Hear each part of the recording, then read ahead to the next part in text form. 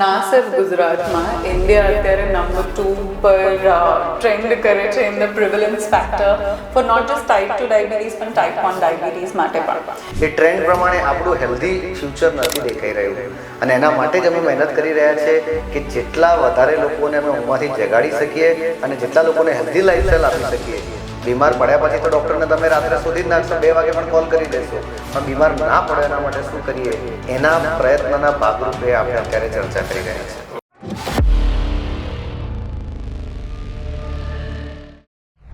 નમસ્કાર દર્શક મિત્રો, હું છું ગૌરાંગ પરીખ, હેલ્થકેર ઇન્ફ્લુએન્સર, અને આજે આપણે આ જ ઘાતક બીમારી જેને ડાયાબિટીસના નામથી ઓળખવામાં આવે છે એના વિશે ડિટેલમાં જાણકારી મેળવીશું. આ જાણકારી એટલા માટે જરૂરી છે કારણ કે એક ઉધઈ સમાન આ બીમારી જે શરીરને અંદર સુધી કોતરી નાખતું હોય છે અને દરેક બોડીના દરેક પાર્ટને પણ એ ઇફેક્ટ કરતું હોય છે, પણ લોકોને હજી પણ આ વસ્તુને લઈને સિરિયસનેસ નથી. જે અત્યારની જનરેશન છે એની અંદર પણ હવે ડાયાબિટીસના કેસીસ બહુ ફાસ્ટ આવી રહ્યા છે. તો આ બધી વસ્તુઓની જાણકારી, ઇન્ફોર્મેશન અને અવેરનેસની બહુ જ કમી છે આપણા દેશમાં. તો આની કમીને આપણે પૂરી કરવા માટે આજે આપણી સાથે સ્ટુડિયોમાં ઉપસ્થિત છે અમદાવાદના પ્રખ્યાત એવા ડાયાબિટોલોજિસ્ટ ડૉક્ટર વિપુલ ચાવડા અને ડૉક્ટર ધ્રુવી હસનાની, જે આજે આપણને ડાયાબિટીસ વિશે ઘણી માહિતી આપશે. અને એ પોતે જે છેલ્લા 15 વર્ષથી અમદાવાદમાં ઘણા હજારો ડાયાબિટીસના પેશન્ટોને પોતાના તરફથી એ ટ્રીટમેન્ટ આપી ચૂક્યા છે. અને અમદાવાદના ઘોડાસર વિસ્તારમાં એમનું પોતાનું એક હોસ્પિટલ પણ છે જેનું નામ છે રિમ્સ હોસ્પિટલ, અને એના પોતે ડિરેક્ટર્સ પણ છે. તો સ્વાગત છે સાહેબ આપનું. Thank you Gauravbhai. આપણી ઓડિયન્સને થોડું તમારા વિશે અને તમારા આ કારકિર્દી વિશે થોડીક ઓડિયન્સને માહિતી આપશો તો જાણી શકીએ અમે પણ કે તમે ડાયાબિટીસના પેશન્ટોને કેવી રીતે કેર કરો છો અને ડાયાબિટીસ શું છે. ઘણી બધી વસ્તુઓ છે તમારી જોડે બંને પાસેથી જાણવાની છે અમારે અને અમારી ઓડિયન્સને પણ. તો થોડુંક એના વિશે શરૂઆત આપણે કરીએ તમારા ઇન્ટ્રોડક્શનથી, કે થોડુંક તમારા વિશે કદાચ હું જાણું છું, મને ખબર છે ત્યાં સુધી હજી ઓછું જાણું છું, મેડમ વિશે પણ ઘણું ઓછું જાણું છું, તો તમે જ તમારું ઇન્ટ્રોડક્શન આપણે ઓડિયન્સને આપો. સો ગૌરંગભાઈ, આમ તો આપણે ઘણા સમયથી એકબીજાને ઓળખીએ છીએ, પણ સાચી વાત છે કે સંપૂર્ણ માહિતી એકબીજાના વિશે નથી હોતી. તો મારા નામથી જ વાત કરીએ, ડૉક્ટર વિપુલ ચાવડા, MBBS MD કર્યું, પછી બારેજા ખાતે જે મારું ગામ છે, જે મારી જન્મભૂમિ છે, એને જ મેં કર્મભૂમિ બનાવવાનું નક્કી કર્યું. કારણ કે બચપનથી હું જોતો આવ્યો કે પેરીફેરી ગામડું હોવાથી ત્યાં ઘણા બધા દર્દીઓને યોગ્ય સારવાર મળતી નથી. જેવું મારું MD પત્યું તરત મેં ત્યાં જ મારી હોસ્પિટલ સ્ટાર્ટ કરી, અને જેમ જેમ મારી પ્રેક્ટિસ હું કરતો ગયો એમ મને લાગ્યું કે વધારેમાં વધારે લોકો સુધી કઈ રીતે પહોંચી શકાય. અને એ ભાવનાથી પહેલાં એક હોસ્પિટલ નારોલમાં અને પછી એક હોસ્પિટલ ઘોડાસરમાં એમ હોસ્પિટલ સ્ટાર્ટ કરી અને વધુમાં વધુ દર્દીઓ સુધી સાચી અને સાયન્ટિફિક માહિતી પહોંચી શકે એના વિશે પ્રયત્ન કર્યા. MD કર્યા પછી પણ મેં ડિપ્લોમા ઇન એન્ડોક્રાઇનોલોજીના કોર્સ કર્યો.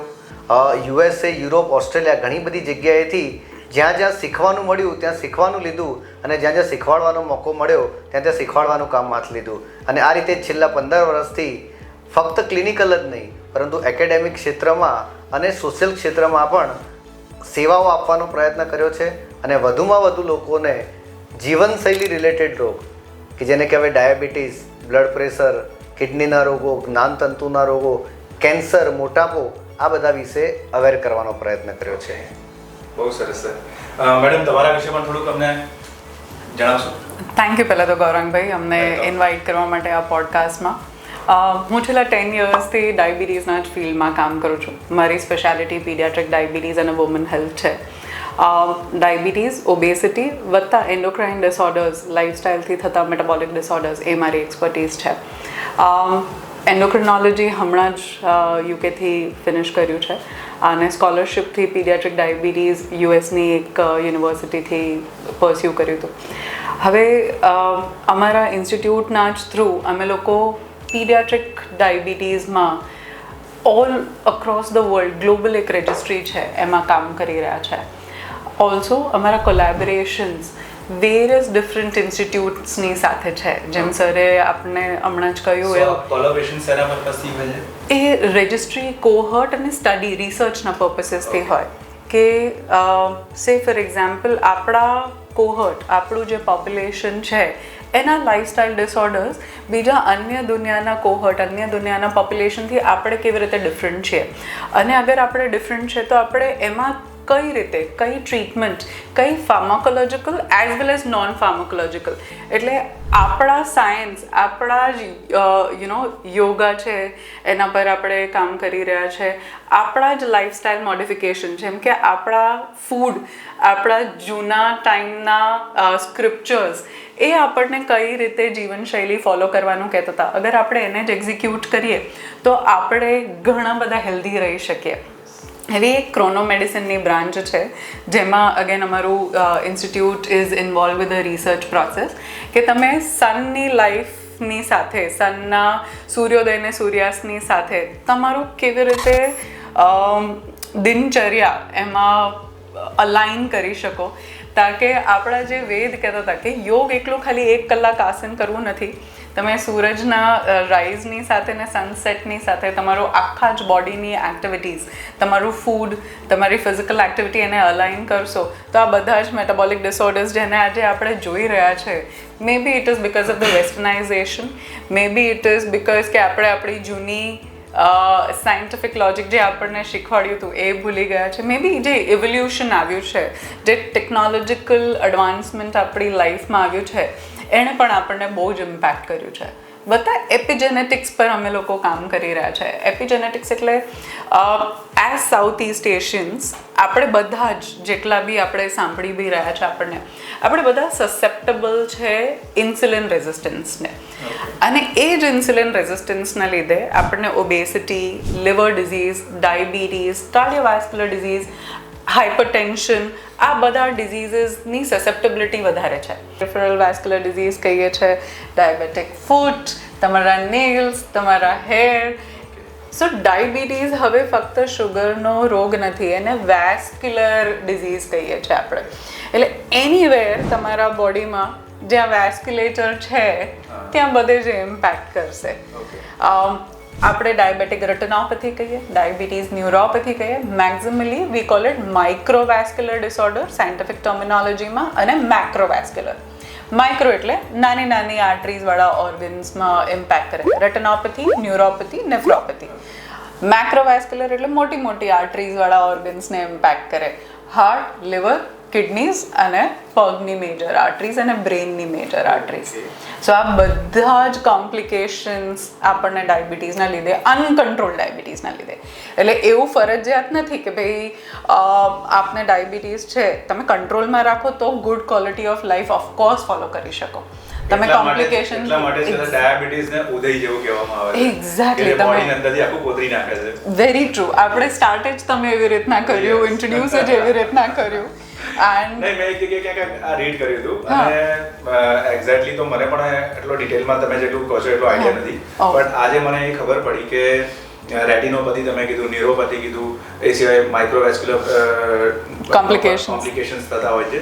તો સર એમાં જે પેશન્ટ છે એ એમાં કઈ રીતે મતલબ હેરાન થતો હોય છે કે આ બધી જે તકલીફો થાય છે, કે જે એમાં આંખ, હાર્ટ, બધાના કિડનીને અસર કરતું હોય છે, બ્રેઇનને, સો એમાં કઈ રીતે પેશન્ટને પ્રોબ્લેમ થતા હોય છે? તો તમને સાંભળીને જ નવાઈ લાગશે કે ડાયાબિટીસ જ્યારે કોઈ વ્યક્તિને પકડાય છે તો એ દિવસે ડાયાબિટીસ એના શરીરમાં નથી આવતો. ડાયાબિટીસ આવવાની શરૂઆત 10 વર્ષ પહેલાં થઈ જાય છે. જે પ્રમાણે શરૂઆતમાં ડૉક્ટર ધ્રુવે કહ્યું એ પ્રમાણે પહેલાં ઇન્સ્યુલિનનો રેઝિસ્ટન્સ આવે છે, બોડી એને કમ્પેન્સેટ કરવાનો પ્રયત્ન કરે છે, અને એ સુગર વધે, ઇન્સ્યુલિન વધે, સુગર વધે, ઇન્સ્યુલિન વધે, ને બંને એકબીજાને કંટ્રોલ કરવાનો પ્રયત્ન કરે. એ ગેમ લગભગ 10 વર્ષ સુધી ચાલતી હોય છે. અને જ્યારે એ રમત પૂરી થાય, જ્યારે ઇન્સ્યુલિન બોડીમાં બનવાનું ઓછું થાય અથવા તો રેઝિસ્ટન્સ પુષ્કળ વધી જાય, ત્યારે સુગર અનકન્ટ્રોલ થતો હોય છે, અને એ દિવસે ડાયાબિટીસ પકડાતો હોય છે. તો અગેન પહેલી સમજવાની વસ્તુ એ છે કે જ્યારે ડાયાબિટીસ પકડાયો એના 10 વર્ષ પહેલાં શરીરમાં એનું પેથોફિઝિયોલોજી સ્ટાર્ટ થઈ જાય છે. બીજી વસ્તુ, હવે ડાયાબિટીસ જ્યારે આવી ગયો છે ત્યારે સમજવાની વસ્તુ એ છે કે 50% વધારે દર્દીઓને જ્યારે ડાયાબિટીસ પકડાય છે ત્યારે એનું કોઈ લક્ષણ હોતું નથી. મોટાભાગે અમે જોઈએ છે કે ક્યારેક કેટરેક્ટનું ઓપરેશન કરાવવા ગયા, અથવા ક્યાંક ઓપરેશન બીજું કરાવવા ગયા, ક્યાંક પગે વાગ્યું ત્યારે એમને રૂજ નથી આવતી, અથવા કોઈ સગાવાલાના ઘરે એમ જ બેઠા છે ને મશીનથી ચેક કર્યું અને ત્યારે 300-400 ખબર પડ્યું. તો accidental diagnosis of diabetes is very common, કારણ કે 50% દર્દીઓને પકડાતો જ નથી, એમને કોઈ લક્ષણ જ હોતું નથી. હવે સમજવાની વસ્તુ છે કે લક્ષણ આવતો નથી એટલે આપણે સારવાર લેતા નથી. આપણને તાવ આવશે તો ખબર પડશે કે મેલેરિયા છે, આપણને પગમાં દુખશે તો ખબર પડશે કે કાંટો વાગ્યો, પણ ડાયાબિટીસનું કોઈ લક્ષણ જ નથી એટલે લોકો એને ગંભીરતાથી લેતા નથી. ત્યારે ઘણીવાર લક્ષણ હોય છે અને અમારી પાસે આવે છે અને દવા આપીએ તે 6-1 મહિનામાં એનો જ્યારે સુગર સારું થઈ જાય, લક્ષણો જતા રહે, સાહેબ તમારો કોર્સ હતો ને પૂરો થઈ ગયો. એટલે આ રીતનું કરતા હોય છે ને એના કારણે કોમ્પ્લિકેશન થવાના ચાન્સ વધી જાય છે. જ્યારે ટાઈપ 2 ડાયાબિટીસ થાય એના 5 થી 10 વર્ષની અંદર જો તમે કંટ્રોલ ખૂબ સારો રાખો, એને આપણે અત્યારે T20ની મેચ ચાલી રહી છે એની ભાષામાં કહીએ તો પાવર પ્લે. ડાયાબિટીસ આવ્યાના પહેલાં 5 વર્ષને પાવર પ્લે કહેવાય કે જો એ પહેલાં 5 વર્ષમાં તમે ખૂબ સરસ સુગર કંટ્રોલ રાખશો તો તમારી એ મેટાબોલિક મેમરી, જેને આપણે લેગસી ઇફેક્ટ કહીએ ને આપણા ગુજરાતી અથવા હિન્દુ સનાતન ધર્મની ભાષામાં જેને કર્મ કહીએ, તો તમારા પહેલાં 5 વર્ષમાં જો સારા કર્મો નોંધાઈ જશે તો કોમ્પ્લિકેશન થવાના ચાન્સ ખૂબ ઓછા થઈ જાય છે અને સાયન્ટિફિકલી પણ સાબિત થયેલું છે. સાહેબ એક વાત કહું તમને, આ વાતમાં સોરી વચ્ચે રોક્યા, બટ સાહેબ એક બહુ સરસ રીતે એક્ઝામ્પલ સાથે જે તમે સમજાવો છો ને એ મને શું કે દરેક ઓડિયન્સને પણ બહુ કાયમી જિંદગી પર યાદ રહી જશે. કદાચ મને એવું લાગે કે તમે શિક્ષક પણ જો જોડે જોડે જે દરેક એક્ઝામ્પલ સાથે સમજાવો છો બહુ સરસ રીતે. આ સિવાય એક બીજો પોઈન્ટ મારો એ છે કે તમે જે વાત કરી હમણાં કે રેટિનોપથીમાં આંખને ડેમેજ મતલબ કઈ રીતે ડેમેજ કરશે? હવે મેડમે કહ્યું એ પ્રમાણે ડાયાબિટીસ એ સુગરની સાથે સાથે વાસ્ક્યુલર રોગ છે. એટલે કે જ્યાં જ્યાં લોહીની નસો જાય છે ત્યાં ત્યાં દરેક નસોની ઉપર સોજો આવે છે, માઇક્રો ઇન્ફ્લેમેશન કહેવાય. અને સોજાના કારણે ત્યાં ચરબીના થર જમા થાય છે અને એને એથેરોસ્ક્લેરોસિસ કહેવાય અને એના કારણે નસો ધીરે ધીરે ધીરે સાંકડી થતી જાય છે. આ સાંકડી નસોના કારણે લોહી જે છેવાડાની જગ્યાએ પહોંચવું જોઈએ ત્યાં પહોંચતું નથી, કેમ કે આપણા આંખના પડદાની નસો એકદમ પતલી છે. ત્યાં આપણે કિડની જે આપણે પેશાબને બનાવે છે લોહીને ગાળીને, ત્યાં આગળ હાથ પગના જ્ઞાનતંતુઓ, મગજની માઇક્રો કેશિકાઓ, ત્યાં લોહી પહોંચવાનું ધીમે ધીમે ઓછું થતું જાય છે. હવે આમાંથી જે જગ્યાએ સૌથી પહેલાં અફેક્ટ થશે એ જગ્યાનો રોગ આવશે અને અમે પેશન્ટને, દર્દીઓને કહેતા હોય છે કે આ લકી ડ્રો જેવું છે, કોની આંખને પહેલાં નુકસાન થશે, કોના મગજને પહેલાં નુકસાન થશે, એ તમારા અગેન જે કહ્યું એમ કર્મનો સિદ્ધાંત, તમારા જેવા કર્મો, જેવી તમારી ફેમિલી હિસ્ટ્રી, જેવા તમારા વ્યસન અને જેવી તમારી અનહેલ્ધી લાઈફસ્ટાઈલ, એ પ્રમાણે ઓર્ગન ડેમેજ થતા હોય છે. અને એ થયા પછીનું જે એની સારવાર છે એ ખૂબ જ પેઇનફુલ હોય છે. તમારા પોકેટને પણ પેઇન કરે છે અને તમારા શરીરને પણ પેઇન કરે છે. એટલે અમે કહીએ ડાયાબિટીસ વ્યક્તિને નથી થતો, ડાયાબિટીસ પૂરા પરિવારને થાય છે. અને એટલે જ અમે જ્યારે કોઈ પણ ડાયાબિટીસ સાથે વ્યક્તિ આવે છે તો એના ફેમિલીની લાઈફસ્ટાઈલ સુધારવાનો પ્રયત્ન કરીએ છીએ. કારણ કે જે વસ્તુ એક વ્યક્તિ ખાય છે ને એને ડાયાબિટીસ થયો છે એ જ ખોરાક અને એ જ જીવનશૈલી બધા જીવતા હશે. જી કે મેં એવા લોકો સાંભળ્યા છે કે એમની લાઈફસ્ટાઈલ બધી કમ્પ્લીટલી પ્રોપરલી બધું ફોલો કરે છે અને છતાં પણ એનામાં ડાયાબિટીસ આવે છે, તો એનું શું રીઝન હોય? એવા લોકોમાં હોય એવા તમે જેમ કહો છો ને બહુ રેરિટી ઓફ રેર છે. ટાઈપ 2 ડાયાબિટીસ હેલ્ધી લાઈફસ્ટાઈલ જીવતા એવા લોકોમાં લગભગ જોવા મળતો નથી. ક્યારેક એવું હોઈ શકે કે એમને ટાઈપ 2 ડાયાબિટીસનું નિદાન જ ખોટું થયું હોય. ઘણા એવા રોગ છે કે જેને અમે મોડી અથવા લાડા કહેતા હોય છે, જે મોટી ઉંમરે પકડાતો હોય છે. એટલે ઘણીવાર ડાયગ્નોસિસની એરર એ પણ વ્યક્તિને ખોટી સારવાર તરફ લઈ જતું હોય છે.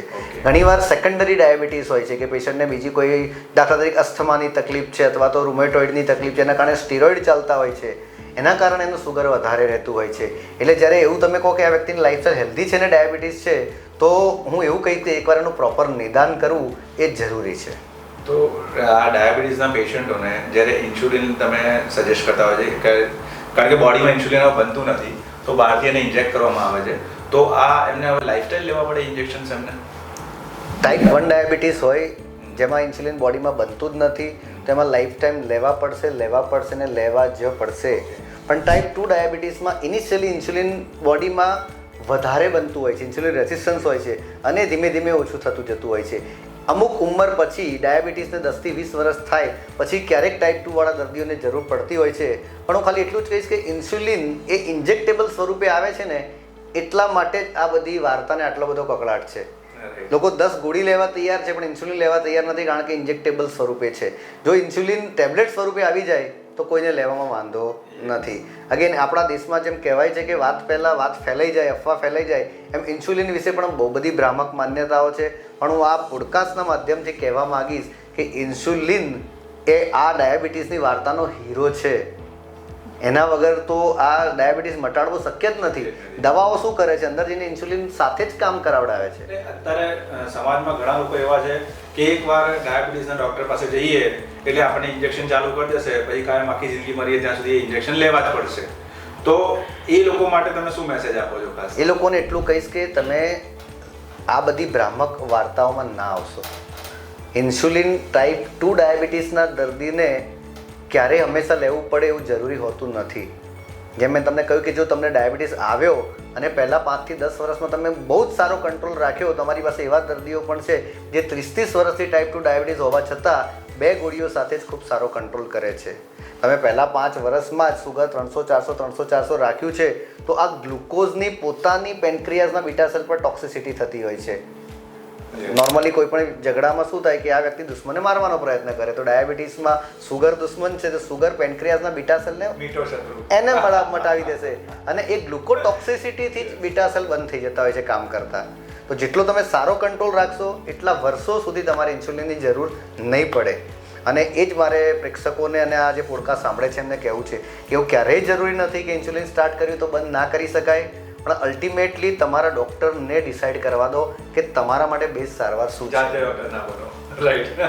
આપ નેક્સ્ટ ક્વેશ્ચન પૂછો ને એના પહેલાં હું આપને જાણ કરું કે અમારા ઇન્સ્ટિટ્યૂટના થ્રુ અમે એક ઇન્સ્યુલિનાઇઝેશન ફોર ઇન્ડિયા કરીને ડૉક્ટર્સ માટે એક એડ્યુકેશનલ મોડ્યુલ્સ રન કરીએ છીએ.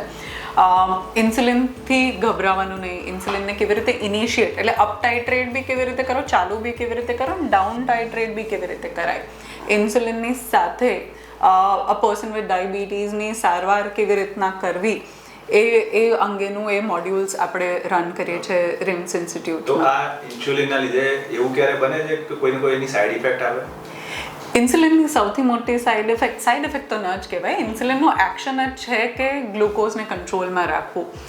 અગર એનો ડોઝ પર્યાપ્ત ના લીધો હોય તો હાઇપોગ્લાઇસીમિયા ઇઝ સમથિંગ કે જે આપણા માટે કન્સર્નફુલ હોય, પર્સન જે પેશન્ટ છે એમના માટે બી કન્સર્નફુલ હોય. પણ પ્રોપર મોનિટરિંગ, પ્રોપરલી ઇન્સ્યુલિનનો ડોઝ લો તો કોઈ જ ઇન્સ્યુલિન જેવી બીજી કોઈ વ્યક્તિ નહીં. તો તમારા હિસાબથી ઇન્સ્યુલિન જે ઘણા લોકો જાતે ઇન્જેક્ટ કરતા હોય છે એ વ્યાજબી છે કે ડૉક્ટર પાસે જઈને જ ડેલી કરાવવું જોઈએ? આઈ ટેલ યુ ધીસ, અમારી પાસે નાના નાના છોકરાઓ છે, 3 years 4 yearsના છોકરાઓ જે લોકો જાતે પ્રાઉડલી ઇન્સ્યુલિન લે છે કે આઈ એમ અ ટાઈપ 1 પર્સન, હું મારું પેનક્રિયાસ ઇન્સ્યુલિન નથી બનાવતો, હું જાતે ઇન્સ્યુલિન લઈશ. અને બહુ જ ફાઇન વિચારો કે મમ્મા ધીસ ઇઝ વોટ મારે અત્યારે ખાવું છે, આના માટેનું તમે મને ઇન્સ્યુલિન આપી દો. બાળકો type 1 kids are amazing people. એ લોકો દિવસમાં જેટલી વાર ફૂડનો ઇન્ટેક લે એટલી વાર ઇન્સ્યુલિન, સરે તમને કહ્યું એમ ઇન્સ્યુલિન લેવું જ પડે. ઇન્સ્યુલિન સિવાય they have no other treatment. સો ઇન્સ્યુલિનની જ ટ્રીટમેન્ટ અને બહુ સરસ રીતે લે.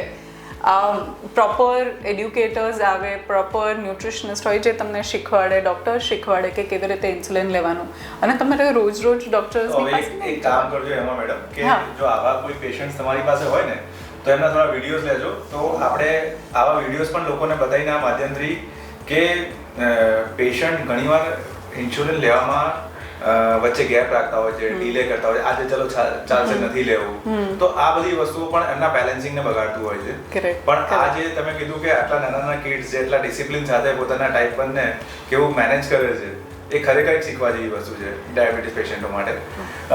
બીજો એક ક્વેશ્ચન સર તમને છે મારો કે ઘણીવાર પેશન્ટો ડાયાબિટીસની સાથે સાથે જ્યારે કોઈ સર્જરી આવતી હોય છે ત્યારે લોકો બહુ ડરી જતા હોય છે, જેમ કે ની રિપ્લેસમેન્ટ કે હિપ રિપ્લેસમેન્ટ છે, એવી કોઈ પણ ઓર્થોપેડિક સર્જરી છે, કોઈ પણ ઓર્ગન સર્જરી છે કે કોઈ પથરીની પણ સર્જરી છે, તો એમાં પણ એ લોકો એને બને ત્યાં સુધી અવોઇડ કરતા હોય છે. તો આ એમનો ડર યોગ્ય છે? સી, ડાયાબિટીસ એ પોતે એક મોટી બીમારી છે અને એના કારણે ઘણા બધા કોમ્પ્લિકેશન થઈ શકતા હોય છે. આપણા ત્યાં સૌથી મોટો પ્રોબ્લેમ એ હોય છે કે પર સે ડાયાબિટીસની સારવાર કરાવવામાં દર્દીઓને બહુ રસ હોતો નથી, કારણ કે એ સિમ્પ્ટોમેટિક છે. એટલે જ્યારે બીજી કોઈ પરિસ્થિતિ આવશે, જેમ કે મોતિયો ઉતારવાનો આવ્યો, ગર્ભાશયનું ઓપરેશન કરાવવાનું આવ્યું, પથરીનું ઓપરેશન કરાવવાનું આવ્યું, ત્યારે ડૉક્ટર એમને કહેશે કે ભાઈ તમારો ડાયાબિટીસ જ્યાં સુધી કાબૂમાં નહીં હોય ત્યાં સુધી ઓપરેશન થશે નહીં. અમારા મોર દેન 30% ઓફ ધ પેશન્ટ એવા હોય છે કે જે મોતિયા માટે, દાંત ખેંચાવવા માટે ઓપરેશન કરાવતા પહેલાં કે સુગર કંટ્રોલ કરવા આવે છે. અને હાલના જમાનામાં સ્પેસિફિકલી ગાયનેક ડિપાર્ટમેન્ટની વાત કરીએ તો મેટર્નલ ડાયાબિટીસ ખૂબ જ વધ્યો છે. ગર્ભાવસ્થા દરમિયાન સુગરની માત્રા સ્ત્રીઓમાં ખૂબ જ વધી રહી છે.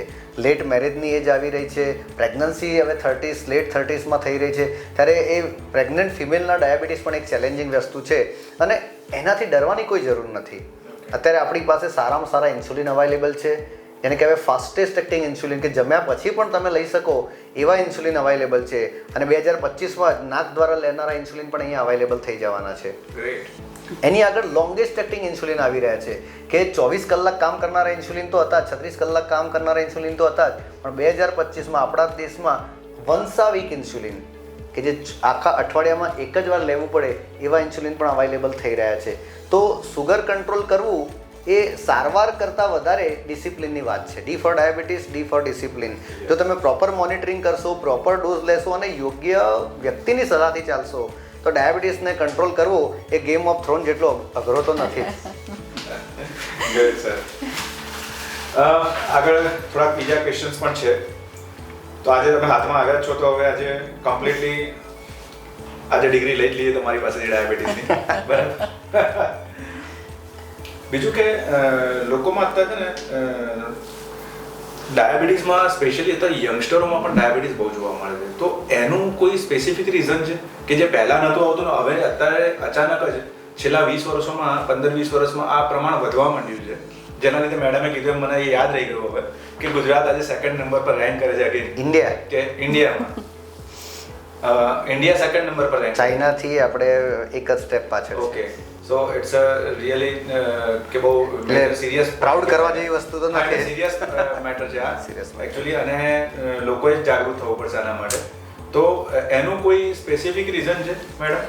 સો એક હોય જેનેટિક્સ, બીજું હોય એપિજેનેટિક્સ. ધારો કે મારા બંને પેરેન્ટ્સને ડાયાબિટીસ છે, એમને સે ફોર એક્ઝામ્પલ 50sમાં આવ્યું, નેક્સ્ટ જનરેશનને એમના કરતાં એક ડેકેડ પહેલાં એટલે 10 કે પહેલાં ડાયાબિટીસનું ઓનસેટ થાય. અગેન મારી નેક્સ્ટ જનરેશન જે આવશે એમને ડબલ રિસ્ક ફેક્ટર થઈ જશે. હેરિડિટરી રિસ્ક ફેક્ટર વત્તા એન્વાયરમેન્ટ જે રીતે ચેન્જ થઈ રહ્યું છે આપણા બધાનું જ. Food is changing, air is changing, આપણી લાઈફસ્ટાઈલ ઇઝ ચેન્જિંગ. જે મારા પેરેન્ટ્સ ફિઝિકલ એક્ટિવિટી કરતા હતા એ હું નથી કરતી, જે હું ફિઝિકલ એક્ટિવિટી કરી રહી છું એ મારા કિડ્સ કરે તો સારું, ના કરે તો એ પણ એડિશનલ રિસ્ક ફેક્ટર છે. એટલે યુથમાં ડાયાબિટીસ આવો, એમાં પણ ટાઈપ 2 અર્લિયર એજમાં ઓનસેટ આવું, એના આ મલ્ટિપલ રીઝન્સ આ જ છે. Number 1 is hereditary, number 2 is lifestyle, number 3 is epigenetics, the effect impact of environment કે જે આપણી આજુબાજુ છે, ઇન્ક્લુડિંગ વોટર, ફૂડ, એર, બધી જ વસ્તુ આપણા પર ઇમ્પેક્ટ કરી રહી છે. ટેકનોલોજીના પ્રોઝ એન્ડ કોન્સ બંને છે. આ જનરેશન જેટલું ટેકનિકલી આગળ છે, ટેકનોલોજીકલી એડવાન્સ છે, એટલું જ હેલ્થ વાઇઝ બેકવર્ડ છે, if you understand what I mean. So આ જ આખું જે યુથ પ્રેઝન્ટ છે એ લોકોને let us pass on this message કે હેલ્ધી લાઈફસ્ટાઈલ એકમાત્ર એવી વસ્તુ છે જે આપને મેટાબોલિક ડિસઓર્ડર્સથી દૂર રાખશે. અને આપણે ફક્ત ડાયાબિટીસની નથી વાત કરતા આમાં, આપણે આ ફેટી લિવરની વાત કરીએ છીએ, અગેન જે ઇન્સ્યુલિન રેઝિસ્ટન્સના લીધે થાય, સ્લીપ ડિસઓર્ડર્સ સરે ફરીથી સમજાવ્યું તો આપણને એવું, અને એન્ઝાયટી અને ડિપ્રેશન જે અગેન ડાયાબિટીસની સાથે બહુ જ ક્લોઝલી એસોસિએટેડ છે. આ બધા જ ડિસઓર્ડર્સ યુથમાં બહુ જ પ્રિવેલન્ટ છે. અને આ ડાયાબિટીસના લીધે ઘણીવાર પેશન્ટ્સ જે હોય છે એ મેન્ટલી કે ડિસ્ટર્બ થઈ જતા હોય છે, અધરવાઇઝ એમને ડિપ્રેશનમાં જતા રહેતા હોય છે. તો આવા પેશન્ટ માટે તમે શું ટિપ્સ આપશો? સી, મેન્ટલ હેલ્થ બહુ સબ્જેક્ટિવ હોય. A person living with diabetes એટલે કોઈક માણસને એમના 30sમાં 40sમાં ડાયાબિટીઝ આવે, આપ સમજી નથી રહ્યા એના હેલ્થ પેરામીટર્સ પર કેટલી ઇમ્પેક્ટ છે, એના સોશિયલ લાઈફ પર વત્તા ફાઇનાન્શિયલ લાઈફ પર, એના કરિયર પર, એના પીક લાઈફમાં હોય, B it a mail or a female, એના પર કેટલી ઇમ્પેક્ટ થઈ રહી છે. આ બધી જ વસ્તુ મેન્ટલ હેલ્થ પર ઇમ્પેક્ટ કરે. સર તમારું શું કહેવું છે મેલ્સ અને ડિપ્રેશન અને ડાયાબિટીસ એના વિશે it is your role to talk to all of us about જાણવું છે કે તમારી પાસે આવા પેશન્ટ્સ આવે તો તમે એમને કેવી રીતે ટ્રીટ કરો? તમે મને કીધું એ બધું બરોબર, પણ મારે પ્રેક્ટિકલી તમે કરેલું છે તો મારે એ જાણવું છે કે તમે કેવી રીતે એમને ટ્રીટ કરો છો આવા પેશન્ટ્સને. સી આ બહુ અગત્યનો મુદ્દો છે. આપણા દેશમાં મેન્ટલ હેલ્થ વિશે કોઈને વાત કરવી નથી.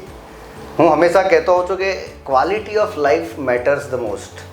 તમને ડાયાબિટીસ છે કે નહીં, તમને મોટાપો છે કે નહીં, તમને સ્ટ્રેસ છે કે નહીં, એ બધા કરતાં મહત્ત્વનું છે તમે ખુશ રહો છો કે નહીં.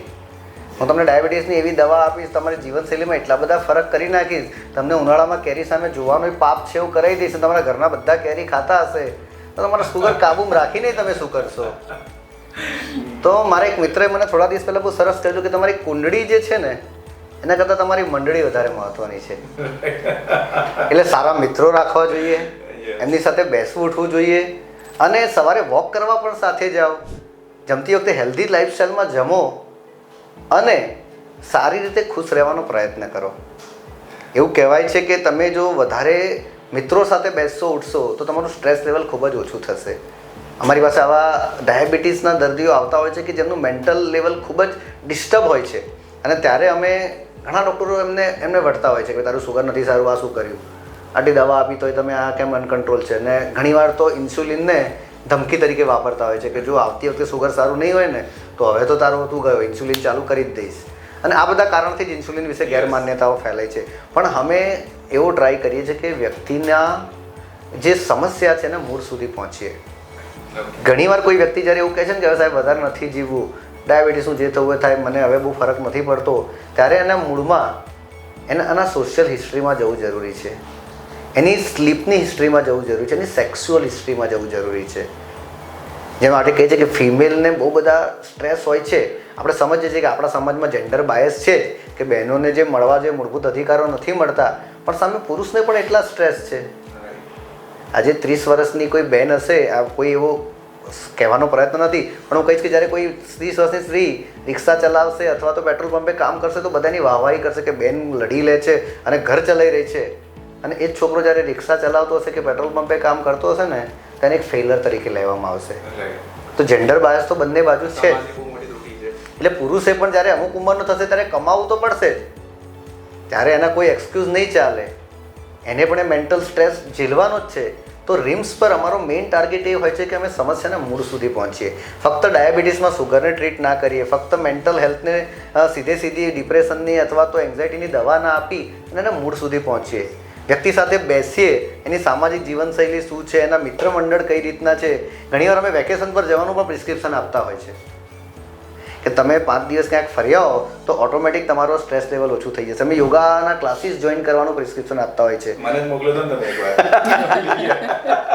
સ્ટ્રેસ મેનેજમેન્ટ એ ખાલી એ ફાર્મેકોથેરાપીથી નહીં થાય. ડાયાબિટીસમાં અમે કહીએ છીએ કે દવાનો રોલ ખાલી 25% છે. 75% તમે કઈ રીતે એને ઝેલો છો, કઈ રીતે એને લો છો, એની સાથે મિત્રતા કઈ રીતે કરો છો. ડાયાબિટીસનો દુશ્મન નથી બનાવવાનો, એ તમારો જ ભાગ છે. જેમ એક છેલ્લું નાનું ઉદાહરણ આપીશ, 2 મિનિટ એક્સ્ટ્રા લઈશ કે સતયુગ, ત્રેતાયુગ, દ્વાપરયુગ અને કળિયુગ. તો સતયુગમાં શું હતું કે દેવ દાનવ બંને અલગ અલગ જગ્યાએ રહેતા હતા, સ્વર્ગ અને નર્ક અલગ જ હતું. પછી ત્રેતાયુગ આવ્યા એટલે રામ રાવણની વાતે બંને રહેતા હતા તો એક જ જગ્યાએ, પણ બંનેના કુળ અલગ હતા. રાક્ષસ જાતિ હતી, મનુષ્ય જાતિ હતી. પછી દ્વાપર યુગમાં કૃષ્ણ ભગવાન આવ્યા, કૌરવ પાંડવોનું વોર થયું, they were on the same family, ગુરુના જ વંશજ હતા બંને. અને આ કળિયુગમાં તમારા શરીરમાં જ રામ છે ને તમારા શરીરમાં જ રાવણ છે. એટલે ડાયાબિટીસ એ તમારો પોતાનો જ રાવણ છે અને હેલ્ધી લાઈફસ્ટાઈલ એ તમારો પોતાનો રામ છે. હવે તમારે રામને પૂજવા છે કે તમારે રાવણને પૂજવા છે એ તમારે નક્કી કરવાનું છે. જેટલી હેલ્ધી લાઈફસ્ટાઈલ હશે એટલા જ શરીરની અંદરના દૂષણો ઓછા થશે. વાત કરી તમે સિરિયસલી મજા આવી ગઈ તમારી સાથે આ વાત કરીને.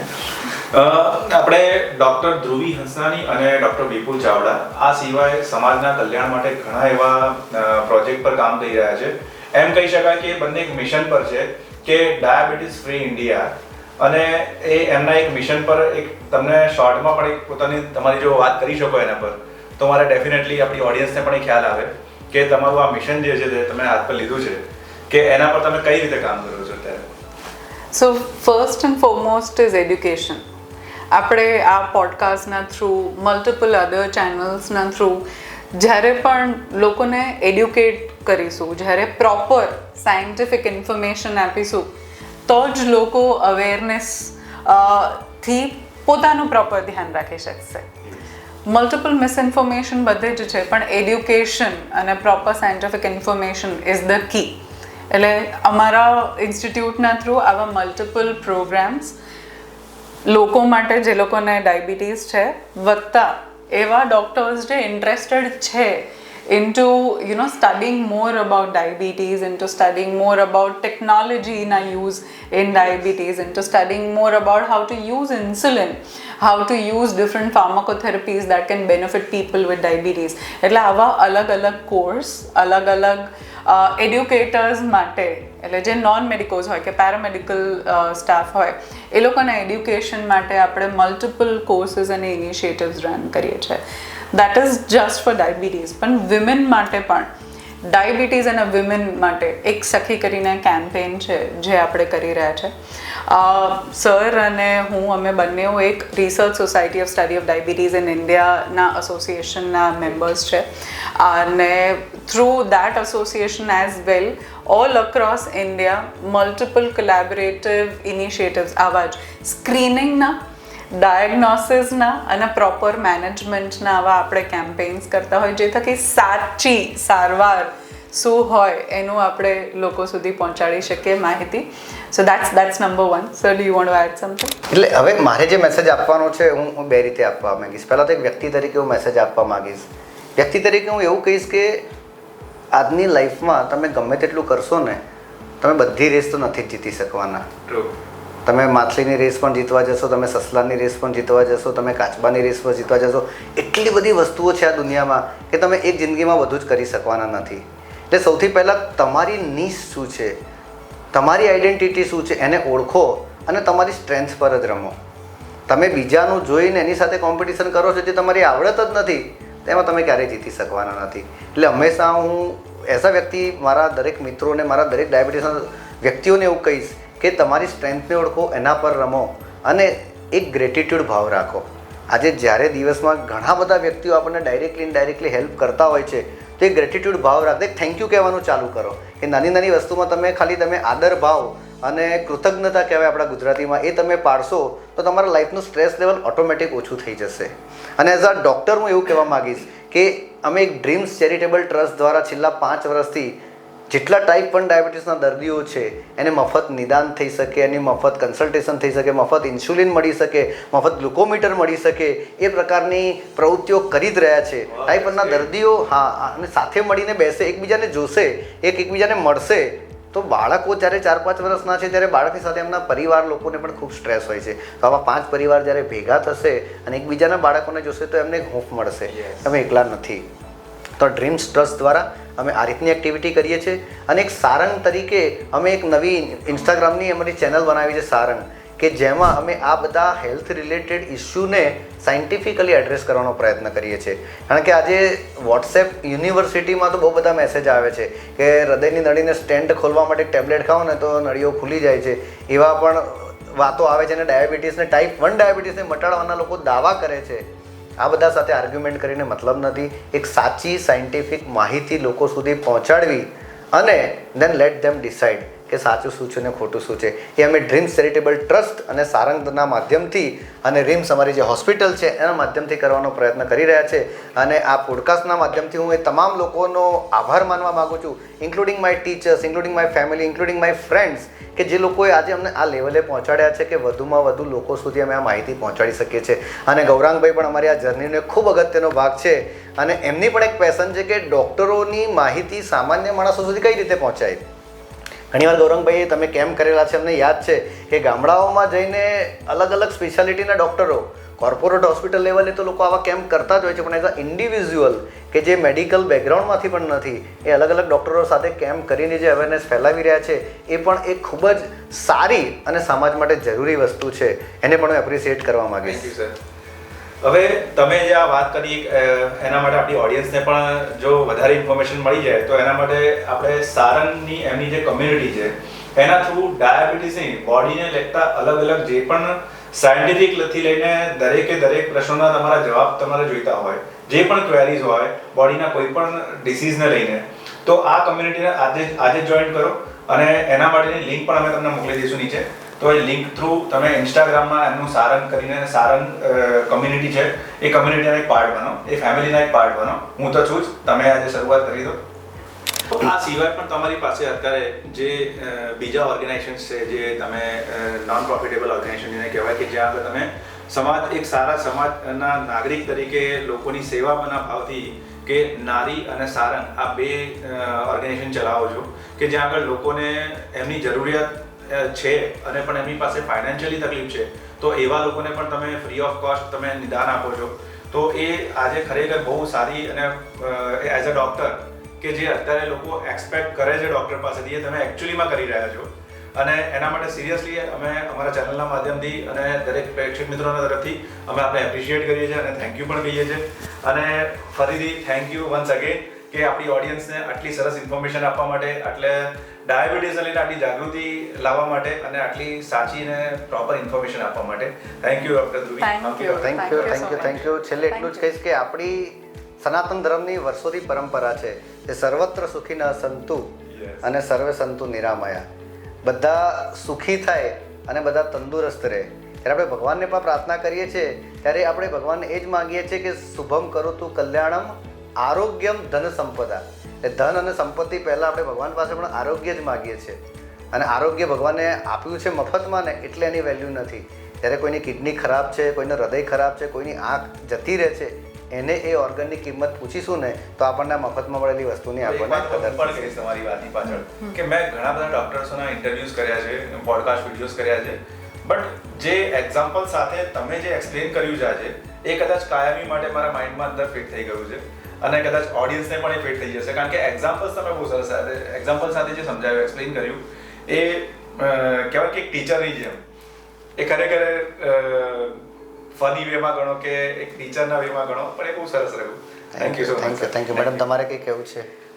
બસ stay healthy, stay safe and go for the correct information. અમારા પોડકાસ્ટને ફોલો કરતા રહેજો. Thank you. લાસ્ટલી હું એક જ વાત કહીશ કે if you are healthy you have 1000 dream to fulfil, but if you are unhealthy you will be having only 1 dream to be healthy.